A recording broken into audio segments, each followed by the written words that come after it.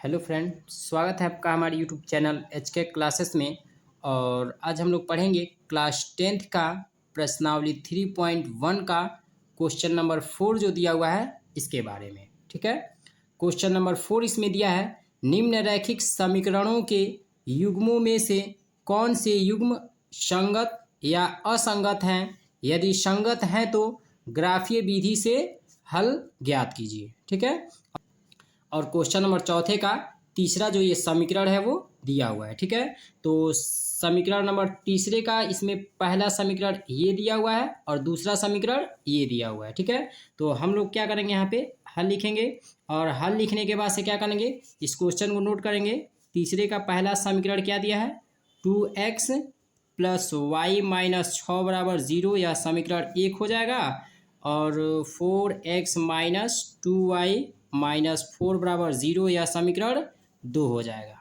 ठीक है, अब हम इसमें क्या करेंगे, देखेंगे इस समीकरण को कि ये समीकरण हल करने पर, ठीक है, कि कौन सा समीकरण संगत है और कौन सा समीकरण असंगत है। ठीक है, यदि संगत होगा तो इसको ग्राफीय विधि से हल करेंगे और यदि संगत नहीं होगा, असंगत होगा, तो इसको ग्राफीय विधि से हल नहीं करेंगे। ठीक है, तो हल करते हैं इसमें। तो a1 बटे a2 हो जाएगा। तो a1 बराबर क्या हो जाएगा, x का गुणांक 2 हो जाएगा और a2 बराबर क्या हो जाएगा, x का गुणांक 4 हो जाएगा। ठीक है, अब देखिए b1 बटे b2 दिया हुआ है। ठीक है, तो b1 के लिए y का गुणांक कुछ नहीं तो 1 हो जाएगा और यहाँ y का गुणांक क्या हो जाएगा, -2 हो जाएगा। ठीक है, अब c1 बटे c2 देखते हैं। तो c1 के लिए क्या दिया है, -6 हो जाएगा और c2 के लिए -4 हो जाएगा। ठीक है, अब देखिए 2 एकम 2 हो जाएगा, 2 दूनी 4 हो जाएगा और यह 1 बटा -2 दिया है और ये माइनस से माइनस कट जाएगा। ठीक है, तो a1 बटे a2 बराबर क्या हो गया, यहाँ पे 1 बटे 2 हो जाएगा। ठीक है, और b1 बटे b2 क्या दिया है, b1 बटे b2 बराबर दिया है 1 बटे, ठीक है, -2 दिया हुआ है। a1 बटे a2 बराबर नहीं है किसके, b1 अपन b2 के, तो इसीलिए c1 बटा c2 लिखने की ज़रूरत नहीं है। तो यदि a1 बटे a2 बराबर नहीं है b1 अपन b2 के, तो यह जो समीकरण हमारा होगा यह क्या होगा, संगत होगा। ठीक है, यह समीकरण हमारा क्या होगा, यह लिखेंगे संगत है। और जब संगत है तो हमको क्या करना है इसमें, यानी ग्राफीय विधि से हल करेंगे। और ग्राफीय विधि से हल करने के लिए हमको क्या करना पड़ेगा, यानी समीकरण फर्स्ट के 2 हल प्राप्त करेंगे और समीकरण सेकंड के भी 2 हल प्राप्त करेंगे। ठीक है, तो चलिए हम लोग पहले समीकरण फर्स्ट के 2 हल प्राप्त करते हैं। तो समीकरण फर्स्ट इसमें क्या दिया है, समीकरण फर्स्ट इसमें दिया है 2x प्लस वाई माइनस 6 बराबर 0 दिया है, यह समीकरण 1 दिया हुआ है। तो इसके लिए हम 2 हल प्राप्त करेंगे। तो 2 हल प्राप्त करने के लिए क्या करेंगे, एक डब्बा बनाएंगे, ऐसे बॉक्स बनाएंगे और बॉक्स में क्या लिखेंगे, इसमें यहाँ पे x और एक में y लिखेंगे।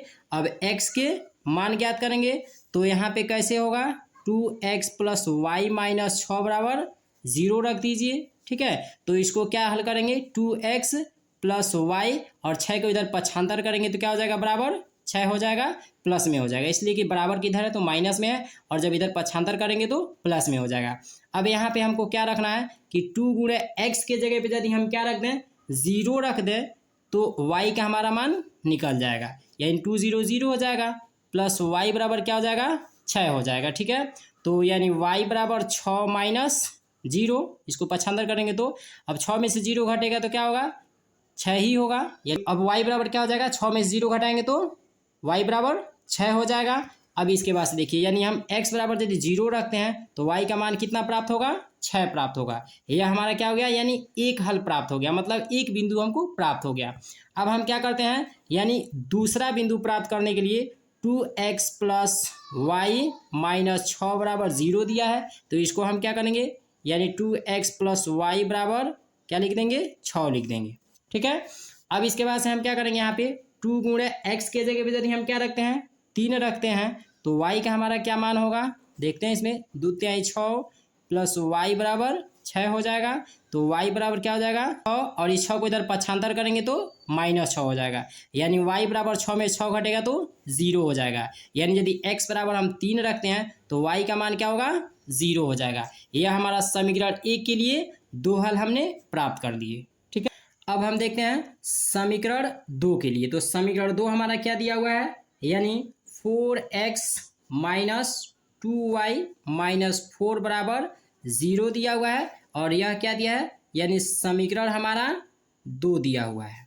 ठीक है, मतलब समीकरण 2 हमारा क्या दिया है, 4x माइनस 2y माइनस 4 बराबर 0 दिया हुआ है। तो इसके लिए हम क्या करेंगे, इसके लिए दो हल प्राप्त करेंगे। तो दो हल प्राप्त करेंगे तो क्या करेंगे, पहले एक डब्बा बनाएंगे ऐसे। ठीक है, और डब्बा यानी ऐसे एक बॉक्स बनाने के बाद से क्या करेंगे, यहाँ पे x लिखेंगे और यहाँ पे y लिखेंगे। ठीक है, और यहाँ पे जो समीकरण दिया हुआ है इसको हल करेंगे, 4x माइनस 2y और बराबर, यदि -4 को बराबर की इधर पक्षांतर करेंगे तो क्या हो जाएगा, प्लस में 4 हो जाएगा, मतलब बराबर क्या हो जाएगा, +4 हो जाएगा। ठीक है, और ये समीकरण हमारा क्या दिया है, 2 दिया हुआ है। अब देखिए यहाँ पे यदि 4 गुणे x के जगह पे यदि हम यहाँ पे 0 रखते हैं तो -2y बराबर कितना, 4 0 0 और -2y बराबर क्या हो जाएगा, 4 हो जाएगा।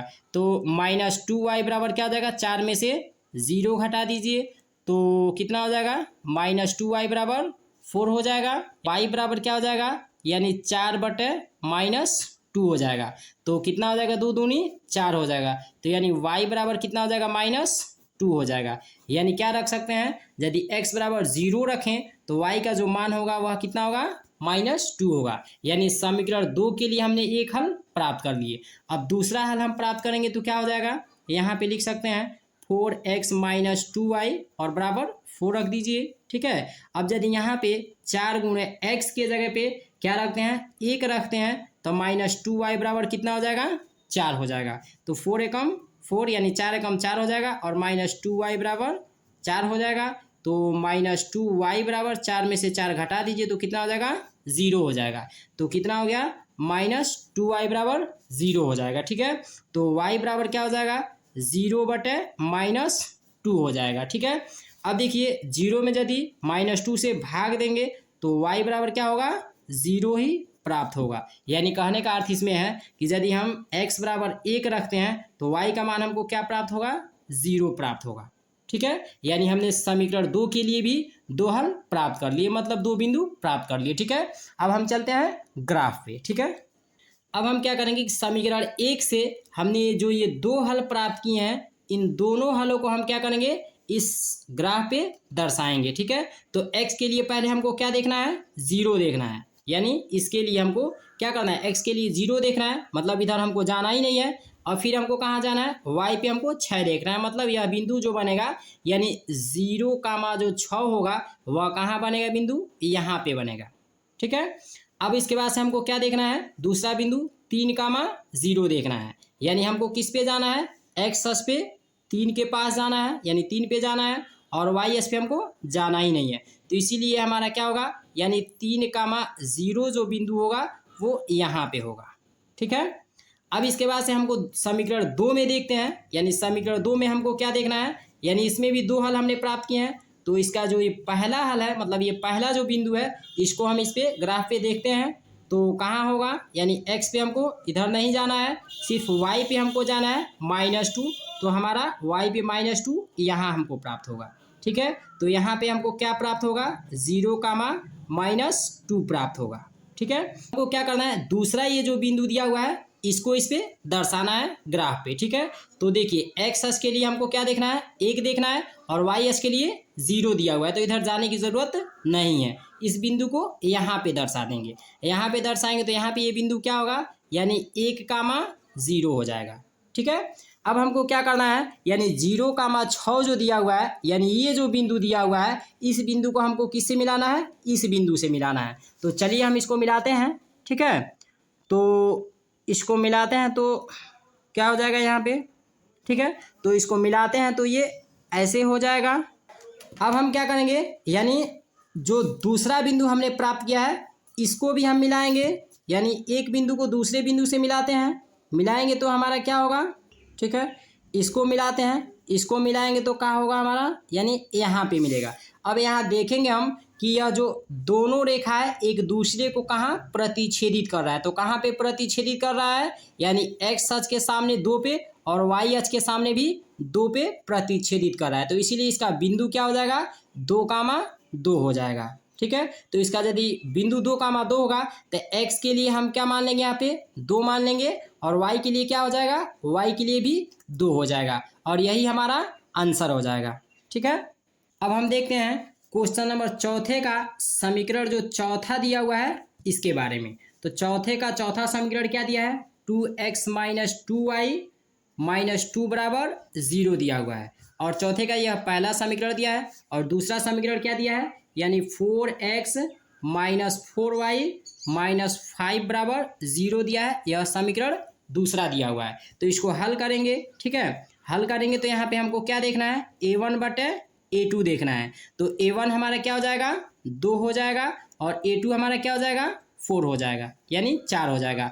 अब b1/b2 हमको देखना है। ठीक है, तो b1 हमारा क्या होगा, -2 हो जाएगा, और b2 हमारा क्या हो जाएगा, -4 हो जाएगा। ठीक है, अब हमको क्या देखना है, c1/c2 देखना है। तो c1 हमारा क्या दिया है, -2 हो जाएगा, और c2 हमारा क्या हो जाएगा, -5 हो जाएगा, मतलब -5 हो जाएगा। ठीक है, अब देखिए ये क्या होगा, 2 एकम 2 और 2 दूनी 4, माइनस से माइनस कट जाएगा, 2 एकम 2 2 दूनी 4 हो जाएगा, इस माइनस से ये माइनस कट जाएगा, यानी a1/a2 बराबर हमको क्या मिल गया, 1/2 मिल जाएगा, और b1/b2 बराबर क्या हो जाएगा, 1/2 हो जाएगा, और c1/c2 बराबर क्या हो जाएगा, 2/5 हो जाएगा।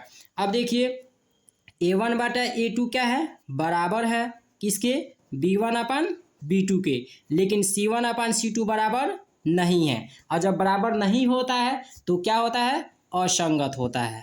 ठीक है, यानी समीकरण हमारा असंगत है, लिख देंगे, और यही हमारा आंसर हो जाएगा, और जब असंगत है तो इसका ग्राफ नहीं बनेगा।